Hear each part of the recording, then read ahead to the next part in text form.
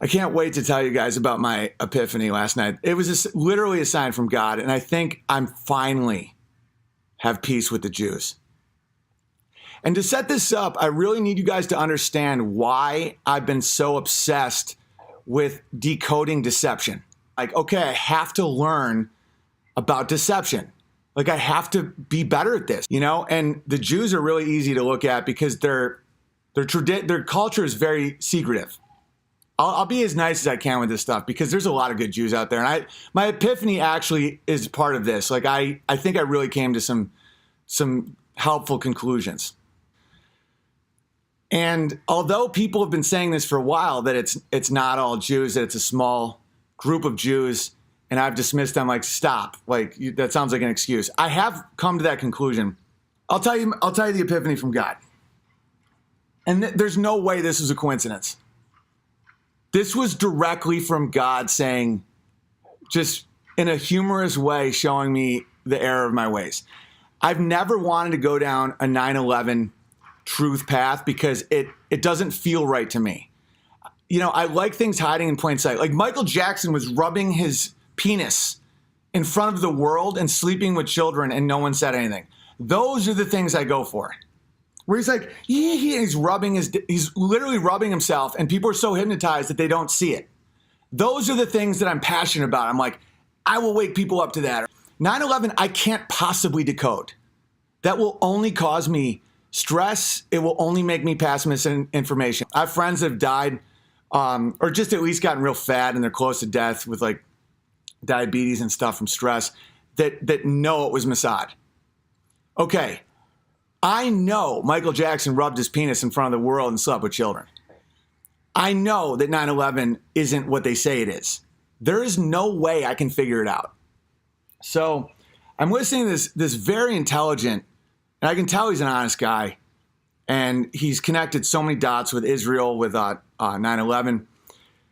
And I'm listening, and I'm scared and fascinated, and I think I'm getting to the bottom of something. And this is when I truly believe God intervened. And God doesn't speak to me like, Owen, you must stop whacking off. It's these little things that happen in life that is order. It's just a little thing just nudging you along where God's like, hey, I'm still rooting for you, man. You're still in the covenant, but, come on. And so it's not Jews. Jews are just, there's some real high, okay, I'll tell you the sign from God. So I'm listening to this 9/11 guy. And one of the things that I can't possibly verify, and this is why I don't go down these roads, is that there were like 4,000 Israelis that were alerted to not go into the towers. And so only 3 died. And he was like, this is verifiable. This printed. I have no idea.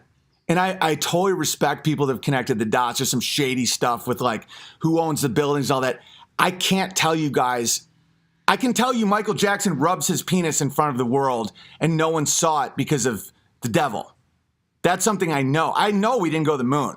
I can prove it with NASA. I can't prove it, but this is the sign for God. So only 3 Israelis died, right? And just for no reason, he just goes, and yeah, one was a janitor. Okay, for those of you that don't know, I've been spending the last year trying to find a Jewish janitor. So I offer to pay people money. I'm like, anyone you know that is Jewish and a janitor. So one person was like, oh, well, he owns a janitor company. I'm like, no, like just a paycheck to paycheck janitor. Find me a Jewish janitor. And it became a theme. So I'm listening to this 9/11 thing, and for no reason, he just goes, the only Israeli to die was a janitor. And for 1 second, I go, they're trying to kill Jewish janitors. My mind was open for a second to the possibility that someone's trying to kill Jewish janitors. And that's when I felt God's humor. And I said, message received. That was God being like, listen, I'm rooting for you, but we're all a little sick of the Jew stuff. If you can believe for a second that they're trying to kill Jewish janitors, you have to know that that's a bad road for you. And I smiled because it felt good. It felt like God gets it, but he also knows that I can't possibly get to the bottom of that. And so it dawned on me that like it really isn't verbally fair for me to say Jews. It's funny, and I'll still do it in joke format. But the majority of Jews are also cannon fodder for these psychopaths. That the confusion is what they soak up.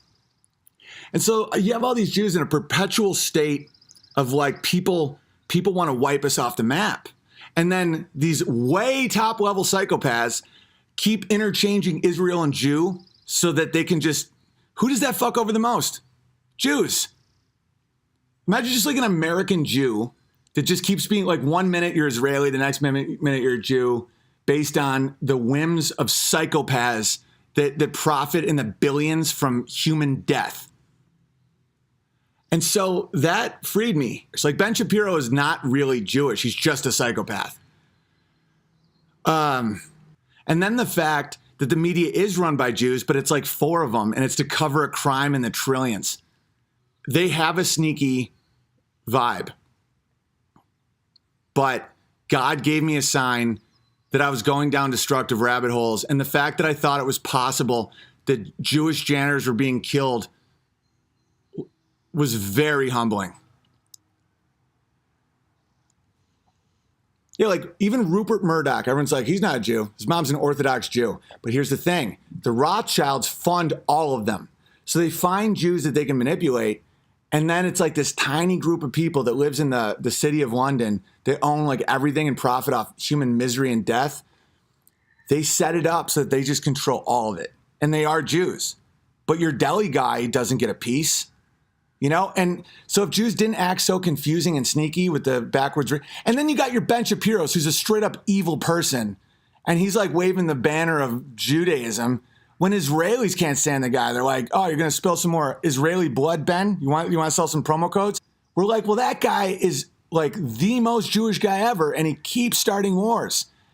And that's why I'm very lucky to have a sign from God and to have normal Jewish friends that are just also very confused. You know, they're being treated like shit by these people. That's why I know God's funny. God sending me that sign, and I'm not saying he's like, you know, he cares tremendously about me. He's always watching me, making sure the promo codes. God is everything. So it's like that little blip of like, it was a janitor was exactly, because God is good-hearted funny. The devil is mean funny. The devil laughs at how weak you are. God is like, have you figured out yet that you can't figure out 9/11 and the Jewish janitor situation? Because the odds of that are 0. I couldn't find a single Jewish janitor. And one happened to die in 9/11. There's only 3 total. There was a janitor who's Israeli. That's a sign, dude. They don't come often, but when they come, it's like, thank you, God. Because you feel loved. You feel like God's rooting for you, but he's also annoyed at all the Jew talk. All right, guys, hit the like button and share. And hopefully my encounter with God helped you guys, because the fact that I was even thinking there was a chance that people were taking out Jewish janitors was extremely humbling. And the paranoia I felt. I know a lot of bears are like me. You're not victims. So it's like when I was betrayed by someone and I was like, I can't be tricked again. I'm not a victim. I'm going to figure everything out. Of course, I go to the Jews because they do act sneaky. And then I'm just down a rabbit hole where I'm thinking people are killing Jewish janitors. And then I had to acknowledge that I'm just still in a lot of pain.